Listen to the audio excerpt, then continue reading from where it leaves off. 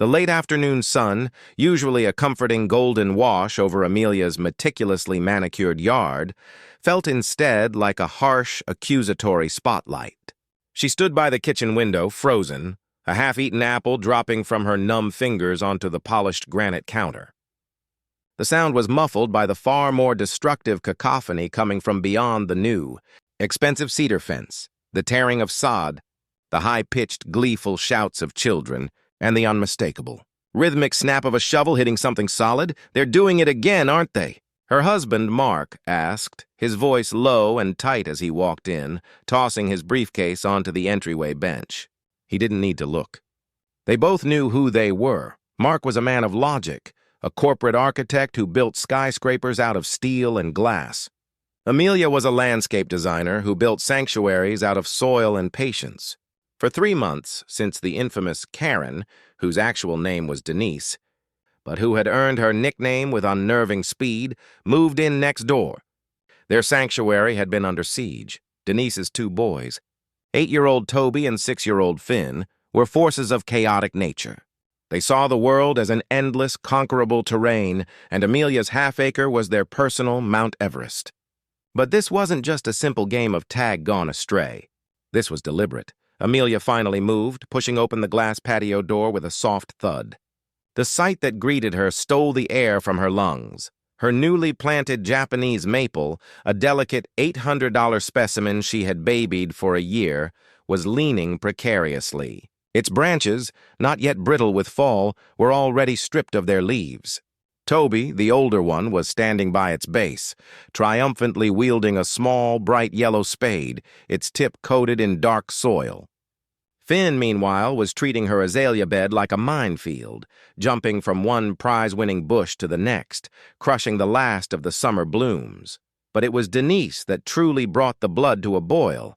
She was positioned near the side of the yard, her back to the destruction, glued to her phone. Her voice, usually a piercing nasal whine, was now pitched into a dramatic, breathy whisper. "Yes, I'm telling you. It's a direct hazard. An attractive nuisance?" Denise practically shrieked into the phone, gesturing wildly towards the back of Amelia and Mark's property, the place where their beautiful, fenced-in, regulation-compliant saltwater pool shimmered innocently. "They have dogs, sir." "What if the dogs jump the fence and their owner leaves a gate ajar? My boys could slip in. It's a violation of—" "I don't know. Human decency." Mark stepped beside Amelia, his body rigid. "She's calling 911 again," he stated, his voice devoid of emotion, which was far more terrifying than a shout. "She's calling 911 on our pool while her children are committing felony vandalism on my property." Amelia's voice shook, the years of professional calm evaporating like morning dew. She had installed security cameras for exactly this reason, a silent observer for the low-level harassment that had escalated from littering to tire slashing to now, this. She moved toward the gate. "I'm not letting this go." "Not this time." "Amelia, wait. Don't engage her while she's on that call. Let the recording do the talking," Mark advised, his hand resting lightly on her arm. He was right.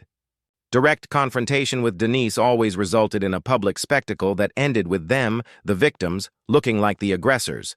The 911 call seemed to embolden Denise.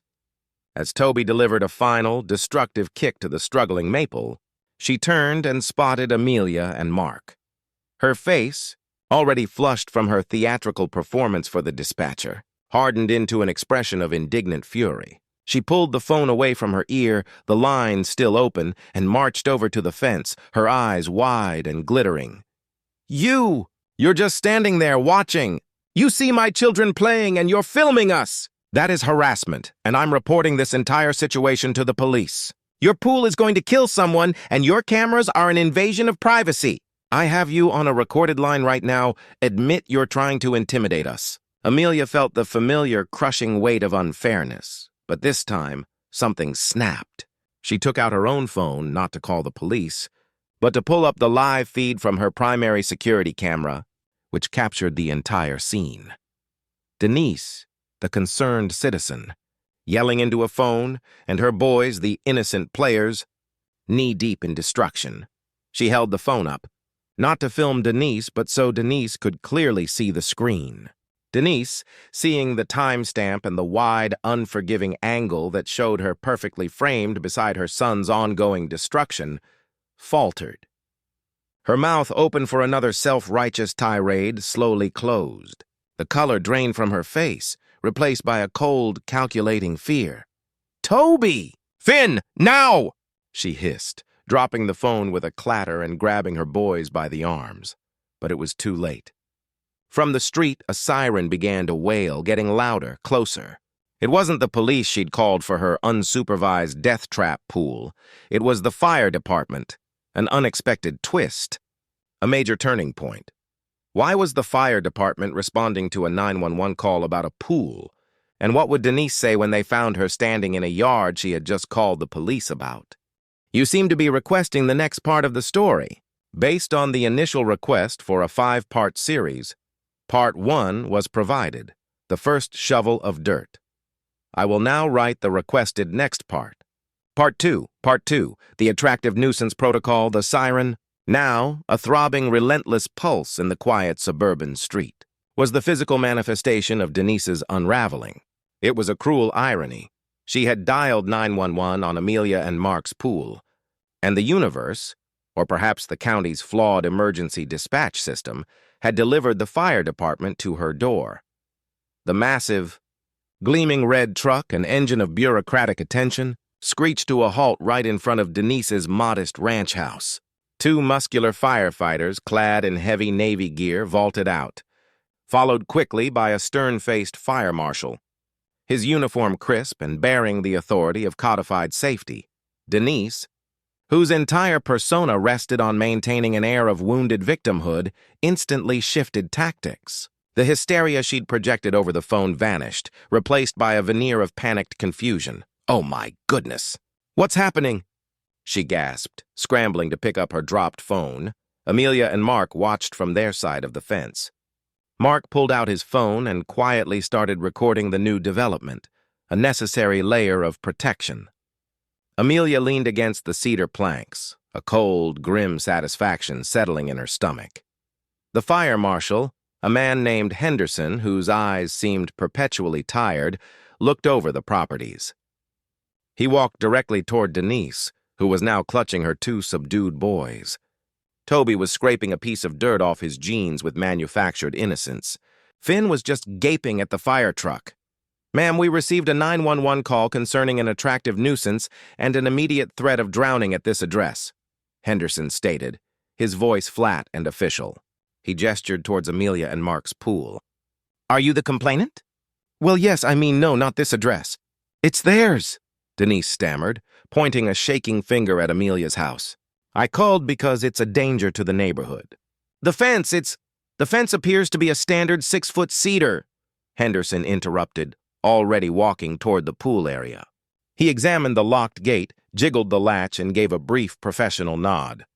"Meets code requirements. Double lock system in place." He then turned his focus back to Denise, who was now forced to step back onto her own property. His eyes, however, weren't fixed on her face. They were drawn to the disaster immediately surrounding her. "Ma'am, before we continue the pool inspection," Henderson began, his voice taking on a sharper edge, "I must ask about the condition of this property's setback. I see significant damage to the landscaping along the property line, what appears to be ripped-out sprinkler heads and exposed irrigation pipe. Is there a current construction permit filed for this work?" Denise's jaw went slack. She had been so fixated on accusing Amelia of being a hazard that she had ignored the glaring evidence of her own reckless conduct. "Oh, that's just the boys playing. They're just exploring," Denise insisted, trying to herd Toby and Finn behind her legs. "We're going to fix it. It's just some minor dirt, nothing illegal."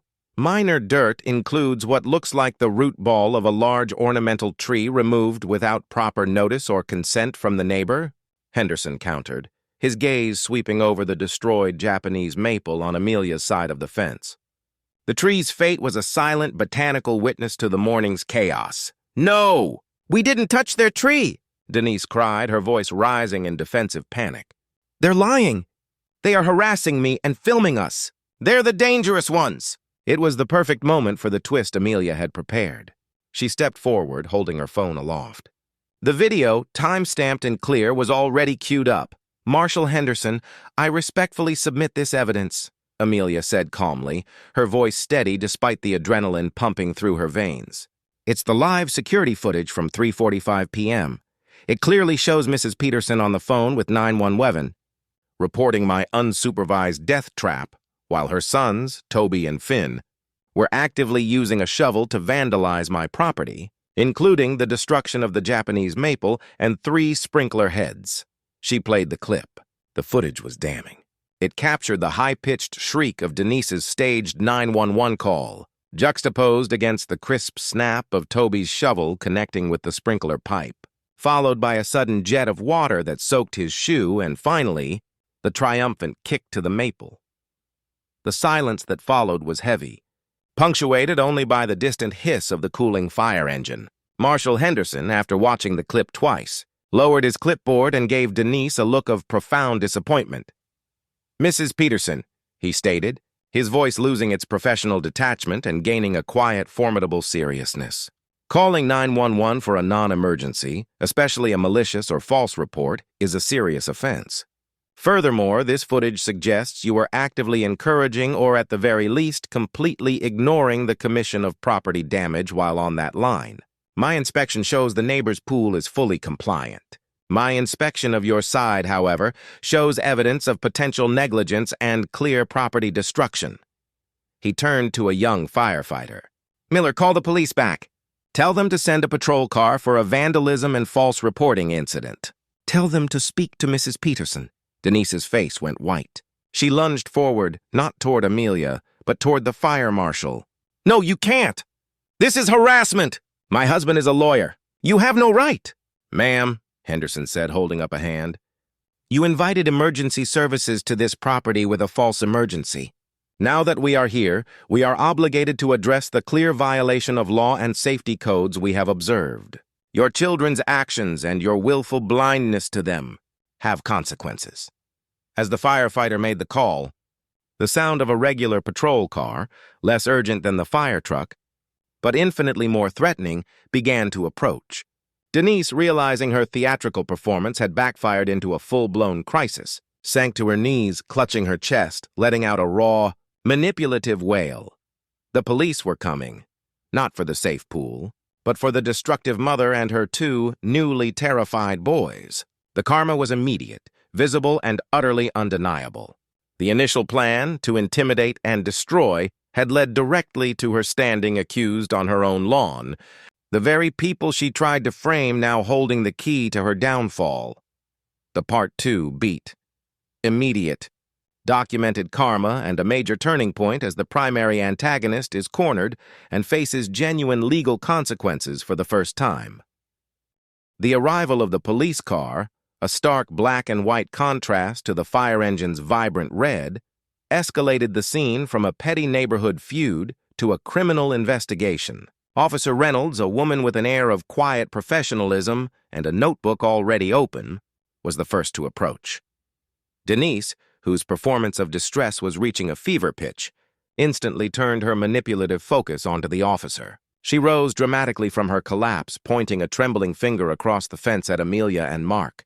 "Officer, thank God you're here. They are persecuting me. I called 911 because their pool is completely unsecured, a death trap, and they are retaliating by filming my children and destroying my property." Denise's voice cracked with practiced desperation, ignoring the 2 large red trucks and the fire marshal standing just feet away. Officer Reynolds, however, was trained to assess a scene objectively. She looked at the destroyed maple, the torn sod, the exposed sprinkler pipes, and the fire marshal, Henderson, who was standing beside the evidence, arms crossed. "Ma'am, Fire Marshal Henderson has already provided us with an initial report regarding the 911 call and the state of the property line," Reynolds stated, her tone measured. He also forwarded a video clip that suggests a different narrative. "May I see your security footage, ma'am?" she asked Amelia. Amelia stepped forward and calmly handed her phone to the officer, already pulled up to the security camera app. "Officer, the footage is time-stamped. It shows Mrs. Peterson on the phone with 911 reporting an attractive nuisance, while her sons are actively digging up my yard with a shovel." We can also provide the footage from a secondary camera that records sound, which confirms the contents of her call were a deliberate false report. Reynolds watched the footage, the high-drama call, the children's destructive glee, and Denise's sudden, terrified withdrawal when she realized the camera angle was damning. She looked up at Denise, who was now desperately trying to shoo her two boys, Toby and Finn, into the house. "Mrs. Peterson, I need you to stop moving and answer a few questions," Reynolds said, her voice firm, blocking Denise's path. "The fire marshal determined the pool is fully code-compliant and locked. The video evidence shows your children destroying property valued significantly over the minimum for criminal mischief. Furthermore, we have a clear recording of you making a false report to 911. Why did you call 911?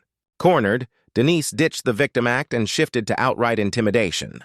This was the moment her privilege usually kicked in, the unspoken threat of her husband's status and her own social connections. My husband, Arthur Peterson, is a senior partner at Kingsley & Drake. He will have your badge for this, officer. This is a simple neighbor dispute, and you are overstepping your authority. My boys were playing. They are children. We can settle this with a check," she spat out. Her eyes narrowed with a chilling mix of arrogance and desperation. Officer Reynolds merely glanced down at her notebook. "Ma'am, vandalism is not a toy, and 911 is not a negotiation tool. The damage here is significant. Since you have admitted culpability by offering to pay, and we have video evidence showing intent, I have sufficient grounds to file a report for criminal mischief and misuse of emergency services." She looked pointedly at the large fire engine, then back at Denise. "Do you understand the cost and manpower you pulled away from genuine emergencies this afternoon?" Denise scoffed. "Oh, please. A check will cover the cost of the maple. This is ridiculous. I want to speak to my husband now." The tension ratcheted up when a sleek black sedan, driven by a man with the weary, expensive suit of a high-powered lawyer, pulled sharply up to the curb. Arthur Peterson, Denise's husband, had arrived. He didn't look like a savior. He looked like a man expecting a corporate crisis, not a backyard catastrophe. Arthur took one look at the fire truck, the police car, the fire marshal, and his wife, whose mascara was running a tragicomic path down her cheeks, and sighed. A deep, world-weary sound that spoke volumes about his life with Denise. "Denise, what the hell is going on?" he demanded, walking past her toward Officer Reynolds.